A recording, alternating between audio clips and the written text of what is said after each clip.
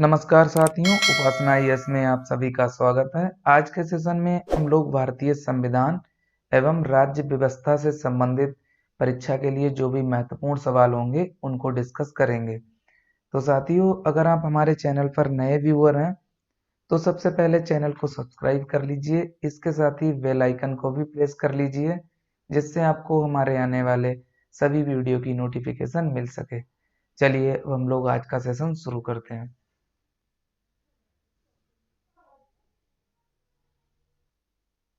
आज के सेशन का पहला सवाल है, निम्नलिखित कथनों पर विचार कीजिए। पहला कथन, डॉक्टर भीमराव अंबेडकर ने प्रस्तावना को संविधान की आत्मा कहा। दूसरा कथन, एसआर बॉम्बई बनाम यूनियन ऑफ इंडिया में उच्चतम न्यायालय ने प्रस्तावना को संविधान का अभिन्न अंग माना है। अब आपको नीचे ऑप्शंस की सहायता से सही उत्तर का चुनाव करना है। पहला ए ऑप्शन केवल एक, बी केवल दो और सी एक और दो दोनों और डी ना तो एक और ना तो दो। तो इसका सही जवाब है बी ऑप्शन, यानी दूसरा वाला कथन सत्य है और पहला वाला गलत है। आपको पता होगा अनुच्छेद 32 के अंतर्गत जो संवैधानिक उपचारों का अधिकार है उसे भीमराव अंबेडकर साहब ने संविधान की आत्मा कहा। तो इस प्रकार पहला कथन गलत है। अब हम लोग अगले सवाल पर आते हैं। अगला सवाल है सवाल नंबर 2, काफी महत्वपूर्ण है। भारतीय संविधान की प्रस्तावना पर विचार कीजिए। पहला, 4 प्रकार के न्याय की चर्चा की गई है। दूसरा, 4 प्रकार की स्वतंत्रता की चर्चा की गई है। तीसरा, 3 प्रकार की समानता की चर्चा की गई है। और चौथा, संविधान को अंगीकृत, अधिनियमित और आत्मर्पित करने की तारीख 26 नवंबर 1949 है। अब आपको नीचे विकल्प की सहायता से सही उत्तर का चुनाव करना है। पहला ए ऑप्शन केवल एक और दो, और बी केवल दो एवं तीन, और सी केवल चार, और डी केवल दो एवं चार। तो इसका सही जवाब है सी ऑप्शन, यानी केवल फोर्थ वाला जो कथन है वो सत्य है, बाकी तीनों गलत है। यहाँ आपको याद भी रखना है कि अगर दोबारा एग्जाम में सवाल आता है तो उसके लिए यहाँ पे 3 प्रकार के न्याय की चर्चा की गई है, जिसमें पहला है, आपको ध्यान रखना है, सामाजिक।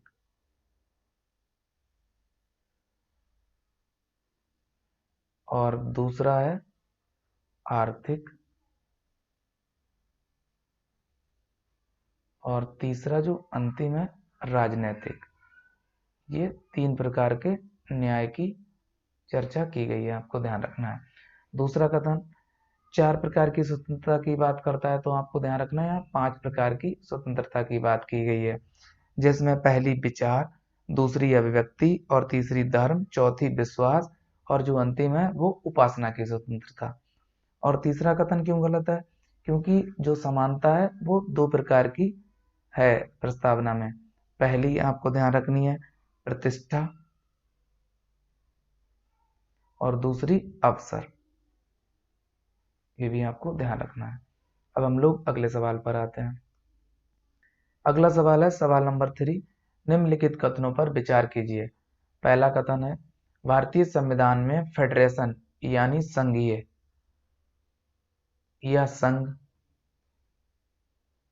शब्द का प्रयोग कहीं नहीं किया गया है। दूसरा कथन, भारत अर्थात इंडिया शब्द का प्रयोग भारतीय संविधान के पहले अनुच्छेद में किया गया है। आपको नीचे ऑप्शंस की सहायता से सही उत्तर का चुनाव करना है। ए ऑप्शन है केवल एक, बी केवल दो, और सी एक और दो दोनों, और डी ना तो एक और ना तो दो। तो इसका सही जवाब है सी ऑप्शन, यानी दिए हुए दोनों कथन सत्य हैं। अब हम लोग अगले सवाल पर आते हैं। अगला सवाल है सवाल नंबर 4, भारतीय संविधान के अंतर्गत निम्नलिखित में से कौन सा मूल कर्तव्य नहीं है, यानी जो नीचे ऑप्शंस दिए हैं उनमें कौन फंडामेंटल ड्यूटीज नहीं है। पहला ए ऑप्शन, लोक चुनाव में मतदान करना। बी वैज्ञानिक प्रवृत्ति विकसित करना। सी सार्वजनिक संपत्ति की सुरक्षा करना। और डी संविधान के प्रति निष्ठावान रहना और उसके आदर्शों का सम्मान करना। तो इसका सही जवाब है ए ऑप्शन, यानी लोक चुनाव में मतदान करना फंडामेंटल ड्यूटीज नहीं है। ये आपको ध्यान रखना है, बाकी तीनों फंडामेंटल ड्यूटीज है। अब हम लोग अगले सवाल पर आते हैं। अगला सवाल है सवाल नंबर 5, भारत के संविधान में अनुच्छेद 51 का के अधीन उपबंध किससे संबंधित है?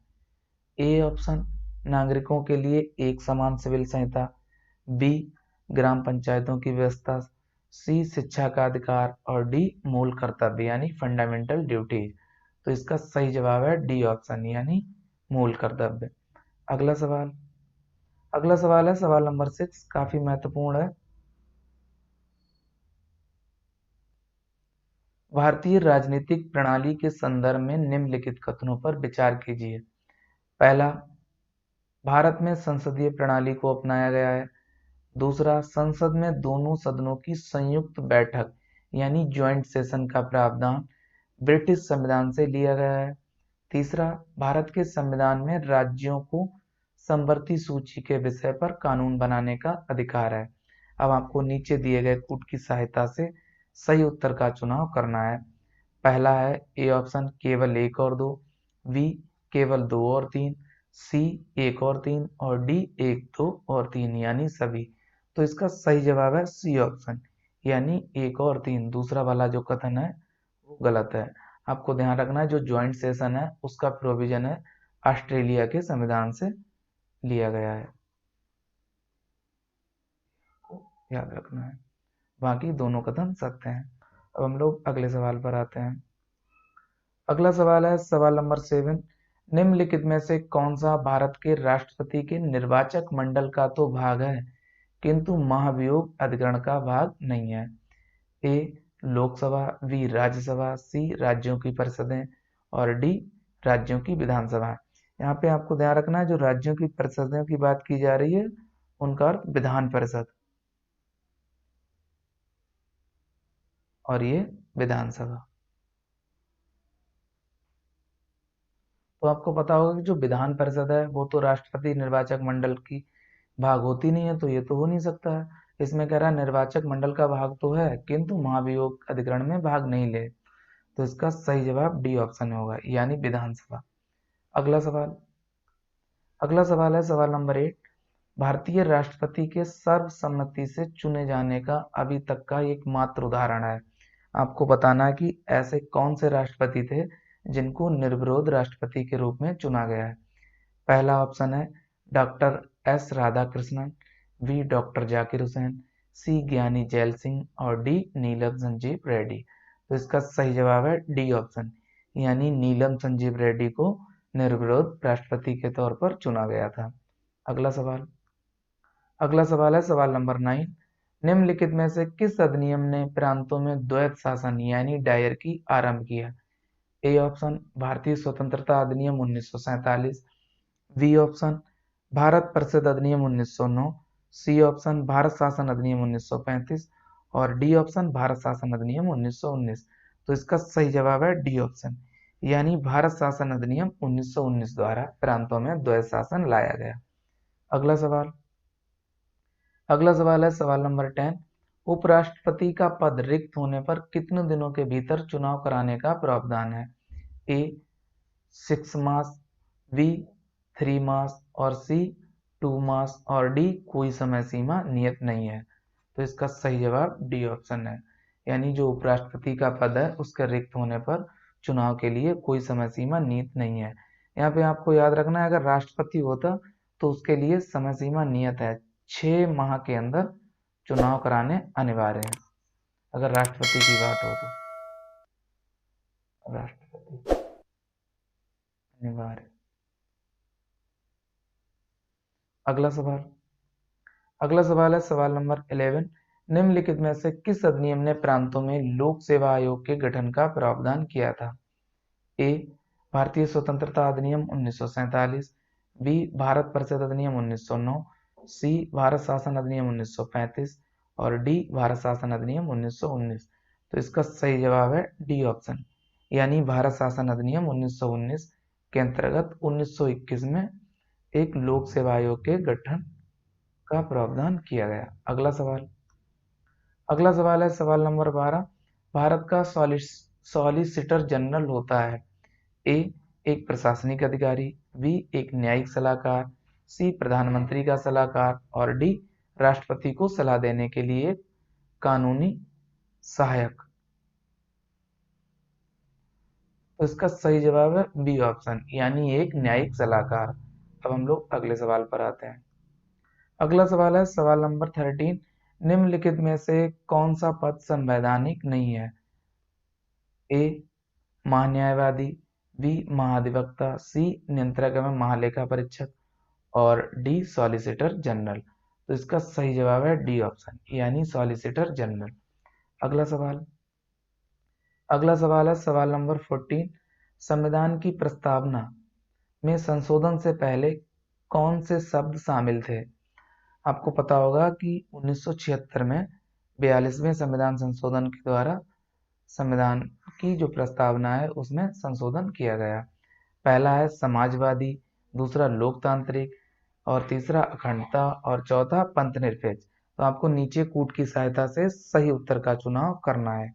आपको यहाँ पे ये बताना है कि जो प्रस्तावना में संशोधन से पहले कौन से शब्द शामिल थे, यानी जब संशोधन हो गया तो उसके बाद जो शब्द आए हैं उनके बारे में बात नहीं पूछ रहा है, ये पूछ रहा है कि पहले कौन से शब्द थे। तो आपको पता होगा समाजवादी शब्द जोड़ा गया था संशोधन के द्वारा, तो अखंडता भी जोड़ा गया, पंथ निरपेक्ष जिसे धर्मनिरपेक्ष भी आप कहते हैं ये भी जोड़ा गया। तो ये तीन तो जोड़े गए थे। ये जो दूसरा वाला है लोकतांत्रिक, ये पहले से ही था, यह लोकतंत्रात्मक। तो इस प्रकार इसका सही जवाब होगा सी ऑप्शन, यानी केवल दो, बाकी ये गलत है। अब हम लोग अगले सवाल पर आते हैं। अगला सवाल है सवाल नंबर 15। भारत को वर्ष 1947 में सार्वभौमिक सत्ता सौंपने की योजना निम्नलिखित में से किस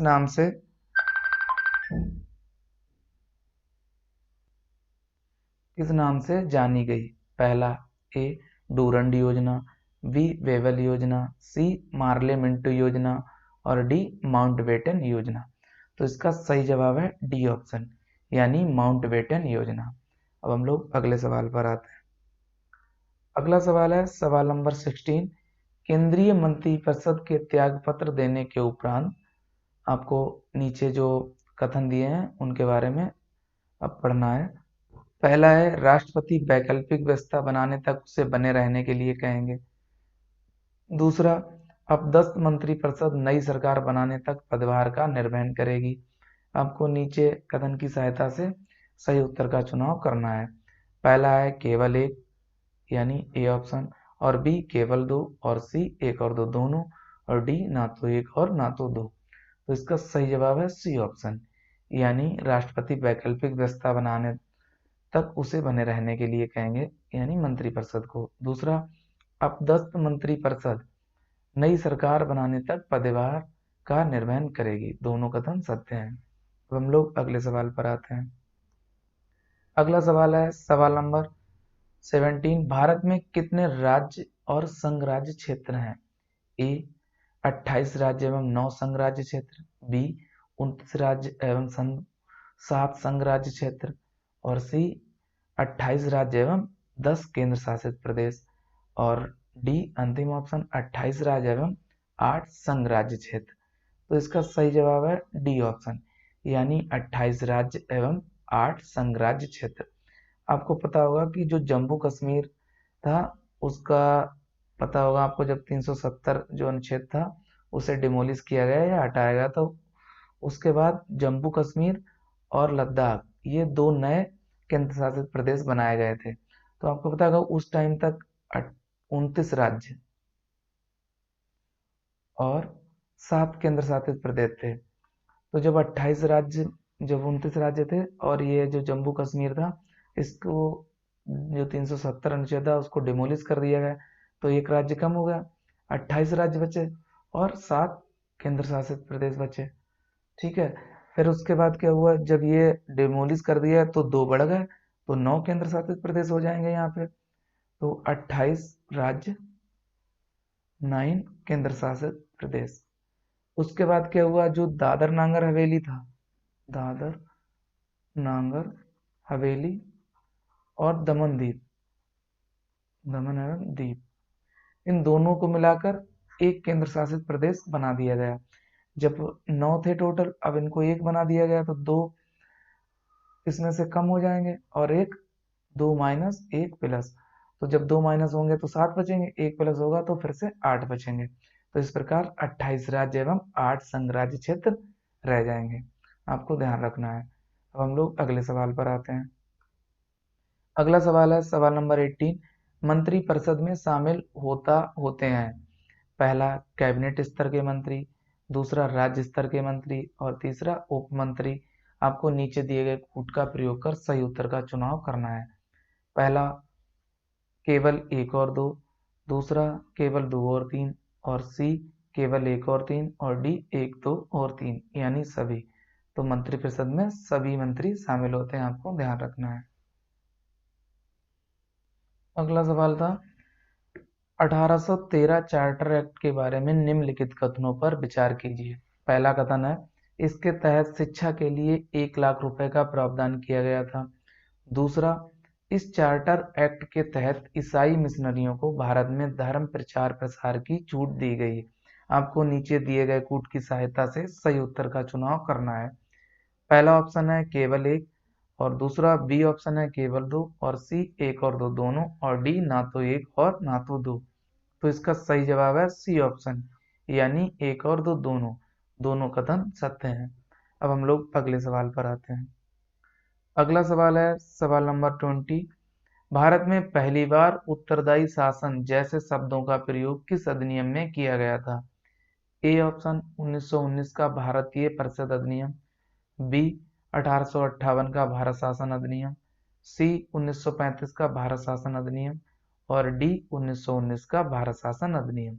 तो इसका सही जवाब है डी ऑप्शन, यानी 1919 का भारत शासन अधिनियम। अगला सवाल है भारतीय नागरिकता को प्राप्त नहीं किया जा सकता है। ए ऑप्शन जन्म से, बी किसी भूभाग के सम्मेलन से, सी देशीयकरण द्वारा और डी भारतीय बैंक में धन जमा करके। तो इसका सही जवाब है डी ऑप्शन, यानी जो फोर्थ ऑप्शन है भारतीय बैंक में धन जमा करके, इसके तहत भारतीय नागरिकता को प्राप्त नहीं किया जा सकता। उपरोक्त तीनों की सहायता से भारतीय नागरिकता को प्राप्त किया जा सकता है। अगला सवाल है समाज में समानता होने का एक निहितार्थ यह है कि उसमें ए ऑप्शन प्रतिस्पर्धा का अभाव है, बी स्वतंत्रता का अभाव है, सी विशेषाधिकारों का अभाव है, डी अवरोधों का अभाव है। तो इसका सही जवाब है सी ऑप्शन, यानी विशेषाधिकारों का अभाव है। अगला सवाल है निम्नलिखित में से किस अधिनियम ने बर्मा को भारत से अलग किया। ए भारतीय स्वतंत्रता अधिनियम 1947, बी भारतीय परिषद अधिनियम 1909, सी भारतीय शासन अधिनियम 1935 और डी भारत शासन अधिनियम 1919। तो इसका सही जवाब है सी ऑप्शन, यानी भारत शासन अधिनियम 1935। अगला सवाल है भारतीय संविधान के अंतर्गत मूल अधिकारों का संरक्षक कौन है। ए भारत का राष्ट्रपति, बी भारत की न्यायपालिका, सी भारत की संसद और डी इनमें से कोई नहीं। तो इसका सही जवाब है बी ऑप्शन, यानी भारत की न्यायपालिका। अगला सवाल है निम्नलिखित कथनों पर विचार कीजिए। ए राष्ट्रपति के चुनाव में संसद के निर्वाचित और मनोनीत दोनों सदस्य वोट दे सकते हैं। दूसरा, संघ राज्य क्षेत्रों में से केवल दिल्ली विधानसभा के निर्वाचित सदस्य राष्ट्रपति के चुनाव में मतदान करने के हकदार हैं। अब आपको नीचे ऑप्शंस की सहायता से सही उत्तर का चुनाव करना है। पहला है केवल 1, दूसरा केवल 2 और सी 1 और 2 दोनों और डी ना तो 1 और ना तो 2। तो इसका सही जवाब है डी ऑप्शन, यानी ना तो 1 और ना तो 2। आपको पता होगा राष्ट्रपति के चुनाव में संसद के केवल निर्वाचित सदस्य मनोनीत नहीं भाग लेते उसमें। तो इस प्रकार पहला वाला कथन गलत हो गया। दूसरा, संघ राज्य क्षेत्रों में से केवल दिल्ली नहीं है, यहाँ पे आपको ध्यान रखना है पुडुचेरी भी है, क्योंकि यहाँ भी विधानसभा है। तो इस प्रकार दूसरा वाला भी गलत हो गया। अगला सवाल है राष्ट्रपति की अध्यादेश जारी करने की शक्ति के बारे में निम्नलिखित कथनों पर विचार कीजिए। ए इसका प्रावधान संविधान के अनुच्छेद 213 में किया गया है। दूसरा, जब संसद के दोनों सदनों का सत्र चल रहा हो तो उस समय राष्ट्रपति अध्यादेश जारी नहीं कर सकते। आपको नीचे कूट की सहायता से सही उत्तर का चुनाव करना है। पहला है केवल 1, और बी केवल 2 और सी 1 और 2 दोनों और डी ना तो 1 और ना तो 2। तो इसका सही जवाब है बी ऑप्शन, यानी केवल दूसरा वाला जो कथन है वो सत्य है और पहला वाला गलत है। आपको यहाँ पे ध्यान रखना है कि जो राष्ट्रपति हैं उनके अध्यादेश जारी करने की शक्ति का प्रावधान 123 में किया गया है, ना कि 213 में। 213 में राज्यपाल के अध्यादेश जारी करने की शक्ति का प्रावधान किया गया है। तो ये तो आपको पता होगा, जब दोनों सत्र संसद में चल रहे हों तो उस समय जो राष्ट्रपति हैं वो अध्यादेश जारी नहीं कर सकते, या तो एक सत्र चल रहा हो तभी अध्यादेश जारी होगा, आपको ध्यान रखना है। अगला सवाल अगला सवाल है, निम्नलिखित कथनों पर विचार कीजिए। ये असर्शन और रीजन का सवाल है। पहला है, भारत एक गणराज्य है, कथन है, और कारण देश का प्रमुख जनता द्वारा निर्वाचित हो जाता है, ये कारण है। तो अगर ऐसे सवाल आए तो आपको याद रखना है, यहाँ पे बीच में आप क्यों की लगा दीजिए, सिर्फ आपको ये सॉल्व करने में आसानी होगी। भारत एक गणराज्य है क्योंकि देश का प्रमुख जनता द्वारा निर्वाचित होता है, तो कथन भी सही है और जो कारण है उसकी सही व्याख्या कर रहा है। तो इस प्रकार इसका सही जवाब ए ऑप्शन होगा, यानी ए तथा आर दोनों सही है तथा आर ए की सही व्याख्या है। अगला सवाल अगला सवाल है सवाल नंबर 28। राष्ट्रपति की अध्यादेश जारी करने की शक्ति के संबंध में निम्नलिखित कथनों पर विचार कीजिए। पहला कथन है, न्यायालय इसका पुनर्विलोकन नहीं कर सकता। दूसरा कथन, इसका प्रावधान अनुच्छेद 123 में है। आपको उपयुक्त में से कौन सा से कथन सही है या है बताना है। पहला है केवल एक, और बी केवल 2, और सी 1 और 2 दोनों, और डी ना तो 1 और ना तो 2। तो इसका सही जवाब है बी ऑप्शन। अभी हमने बात की थी जो राष्ट्रपति हैं उनके अध्यादेश जारी करने की शक्ति का प्रावधान अनुच्छेद 123 में है। और जो पहला वाला कथन गलत है, क्योंकि जो न्यायालय है वो राष्ट्रपति के अध्यादेश जारी करने की शक्ति का पुनर्विलोकन कर सकता है।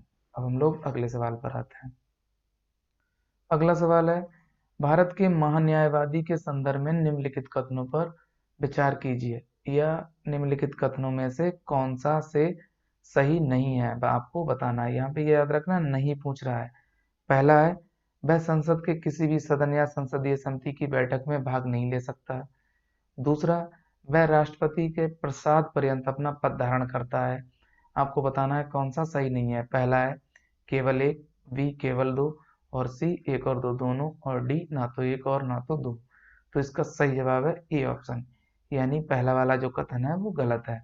वो संसद के संसदीय समिति और सदन की बैठकों में भाग ले सकता है, और इसमें क्या कह रहा है, नहीं ले सकता ही। तो इस प्रकार ये गलत हो गया। दूसरा, वह राष्ट्रपति के प्रसाद पर्यंत अपना पद धारण करता है, ये सही है। अब हम लोग अगले सवाल पर आते हैं। अगला सवाल है, किस संविधान संशोधन द्वारा संसद को दिल्ली के लिए विधानसभा तथा मंत्री परिषद के गठन की शक्ति प्रदान की गई थी। पहला, ए 52वें संविधान संशोधन द्वारा, और बी 69वें संविधान संशोधन द्वारा, और सी 42वें संविधान संशोधन द्वारा, और डी 61वें संविधान संशोधन द्वारा। आपको पता होगा जो 52वां संविधान संशोधन था वो दल बदल से संबंधित था, ये तो हो नहीं सकता।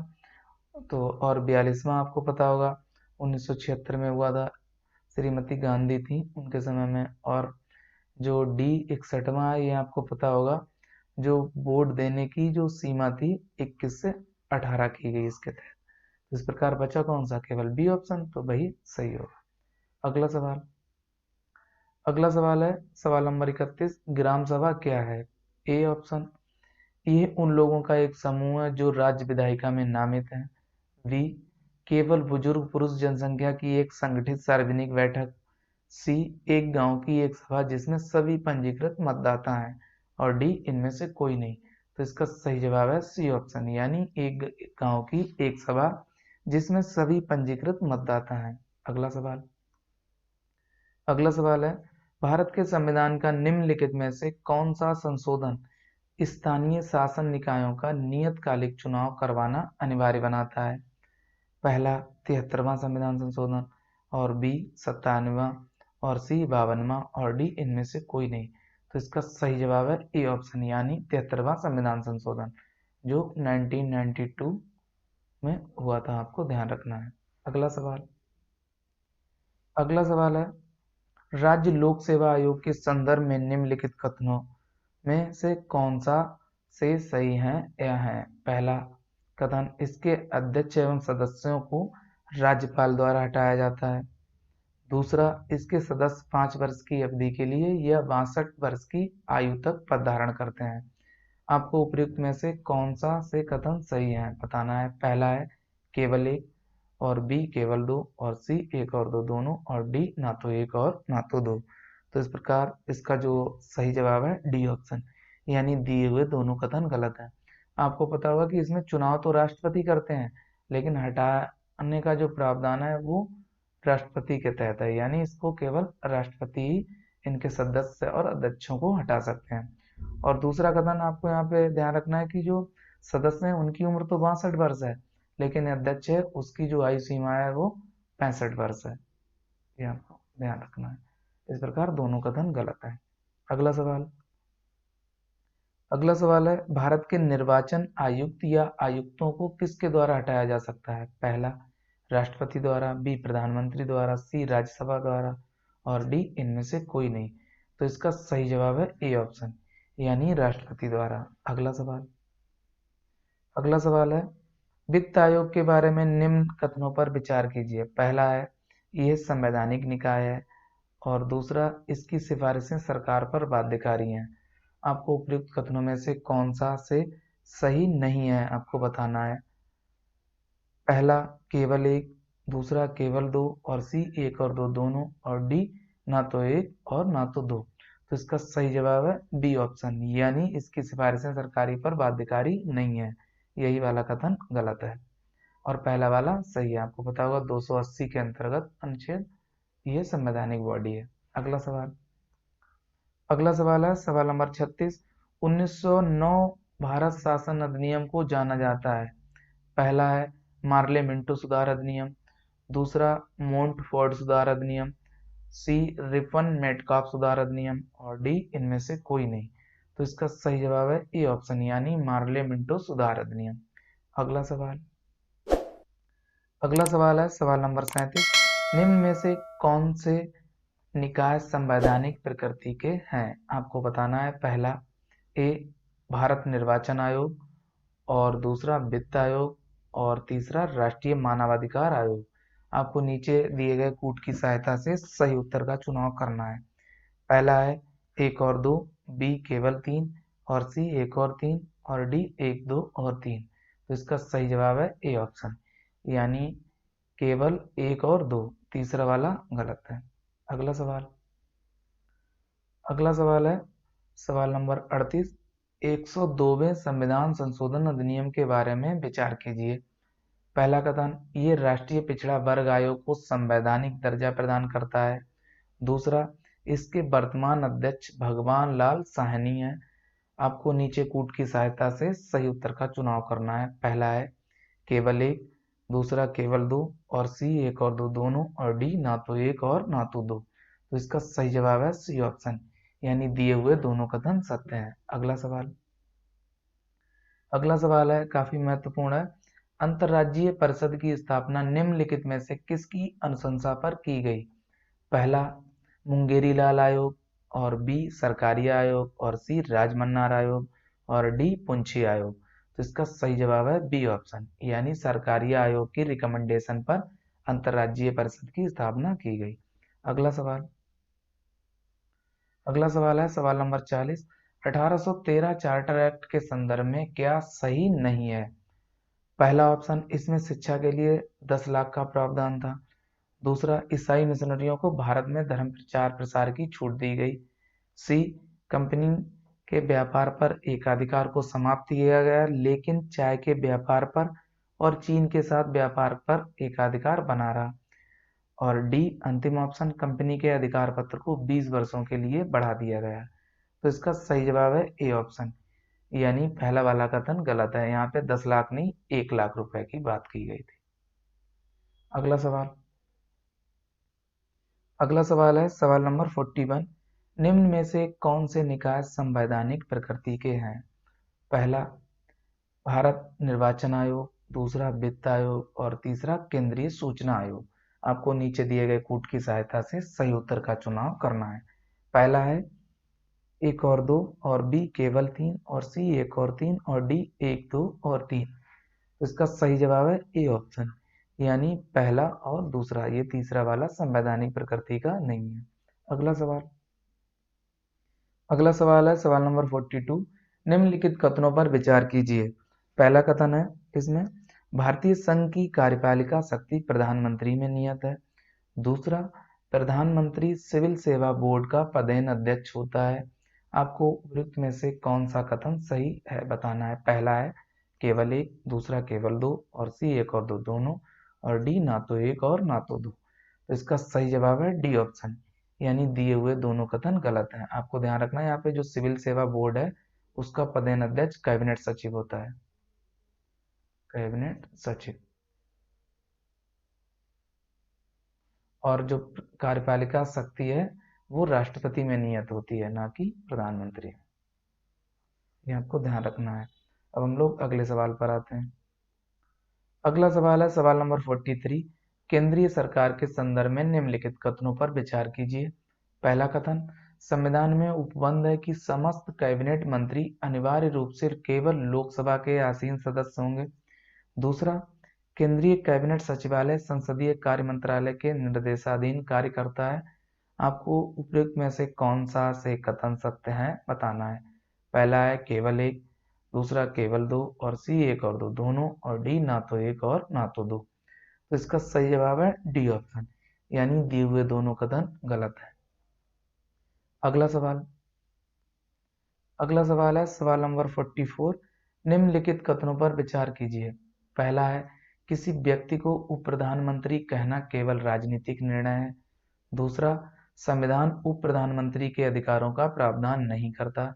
आपको उपयुक्त में से कौन सा से कथन सही है या है बताना है। पहला है केवल एक, दूसरा केवल दो, और सी एक और दो दोनों, और डी ना तो एक और ना तो दो।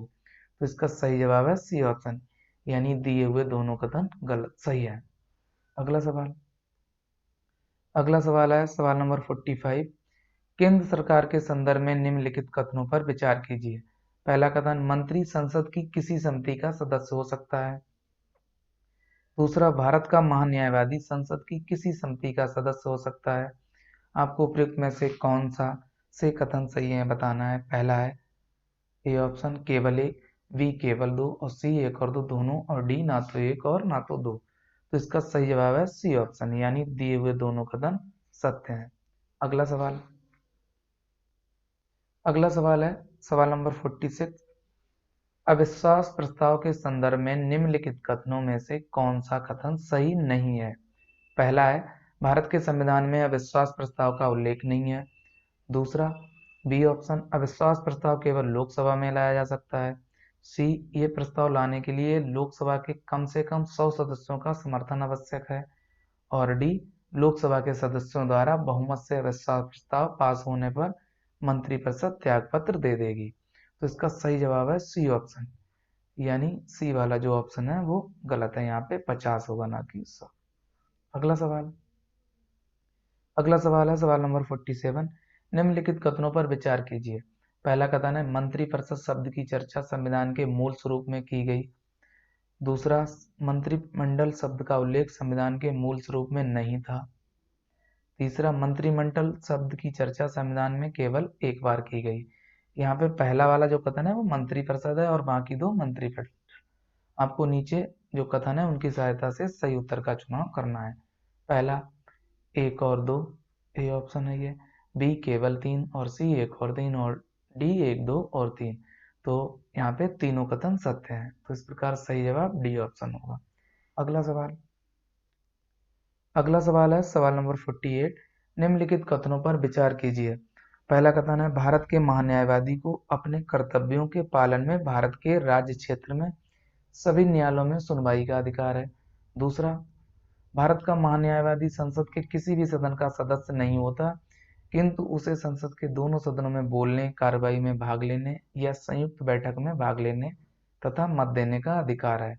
आपको उपयुक्त में से कौन सा से कथन सही है बताना है। पहला है केवल एक, और बी केवल दो, और सी एक और दो दोनों, और डी ना तो एक और ना तो दो। तो इसका सही जवाब है ए ऑप्शन, यानी पहला वाला कथन सत्य है। यहाँ पे गलत क्यों है? मत देने के अधिकार की बात कर रहा है, जबकि मत देने का अधिकार नहीं है। अगला सवाल है सवाल नंबर 49। वित्त आयोग के बारे में निम्न पर विचार कीजिए। पहला है, ये एक संवैधानिक निकाय है। दूसरा, इसकी सिफारिशें सरकार पर बाध्यकारी हैं। तीसरा, इसका प्रावधान अनुच्छेद 280 में है। आपको उपयुक्त में से कौन सा से सही है या है बताना है। पहला है केवल एक और दो, बी केवल दो और तीन, सी केवल एक और तीन, और डी एक दो और तीन। तो इसका सही जवाब है सी ऑप्शन, यानी पहला वाला सही है और तीसरा वाला सही है, दूसरा वाला गलत है। इसकी जो सिफारिशें हैं वो सरकार पर बाध्यकारी नहीं है, केवल सलाहकारी हैं। अगला सवाल है, और आज के सेशन का ये सवाल अंतिम है सवाल है। भारत के महान्यायवादी के संदर्भ में निम्नलिखित कथनों में से कौन सा से सही नहीं है, आपको बताना है। पहला है, वह संसद के किसी भी सदन या संसदीय समिति की बैठक में भाग नहीं ले सकता। दूसरा, वह निजी वकालत नहीं कर सकता। नीचे दिए गए कूट की सहायता से सही उत्तर का चुनाव करना है। पहला है केवल एक, और बी केवल दो, और सी एक और दोनों, और डी ना तो एक और ना तो दो। तो इसका सही जवाब है सी ऑप्शन, यानी दिए हुए दोनों कथन गलत है। वह संसद के किसी भी सदन या संसदीय समिति की बैठक में भाग ले सकता है, नहीं। वह निजी वकालत भी कर सकता है, उस पर भी रोक नहीं है।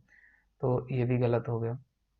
तो साथियों, आज के सेशन में इतना ही। हम लोग नेक्स्ट सेशन में कुछ नए सवालों के साथ आपसे मुलाकात करेंगे। तब तक के लिए आप सभी लोग अपना ध्यान रखिए। Good bye.